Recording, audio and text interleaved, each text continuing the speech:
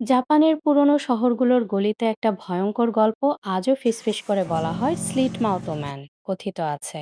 বহু বছর আগে সে ছিল অসম্ভব সুন্দর এক নারী।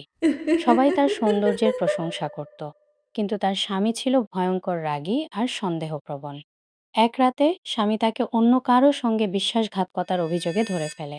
রাগে পাগল হয়ে সে একটা ধারালো কাঁচি দিয়ে মেয়েটার মুখ কান পর্যন্ত কেটে দেয় আর চিৎকার করে বলে, এখন কে তোমাকে সুন্দর বলবে। রক্তে ভেসে মেয়েটা মারা যায়, কিন্তু তার আত্মা শান্তি পায়নি। সেই থেকেই গভীর রাতে সে শহরের ফাঁকা রাস্তায় ঘুরে বেড়ায়। লম্বা চুল, মুখে মাস্ক, হাতে বিশাল কাঁচি। সে সাধারণত একা হাঁটা মানুষদের টার্গেট করে, বিশেষ করে স্কুল থেকে ফেরা বাচ্চা আর রাতের পথচারী। প্রথমে সে শান্ত গলায় জিজ্ঞেস করে, আমি কি সুন্দরী?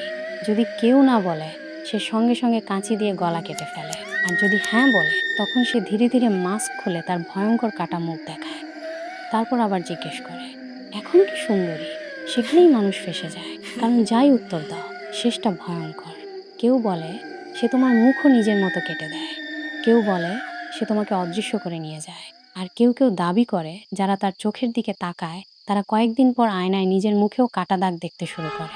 সবচেয়ে ভয়ঙ্কর ব্যাপার, অনেকে বিশ্বাস করে সে দৌড়ে না, সে তোমার সামনে হঠাৎ হাজির হয়। তুমি যত দূরেই পালাও না কেন, শেষে শুনবে সে একই ফিসফিস করে বলা, আমি কি সুন্দরী?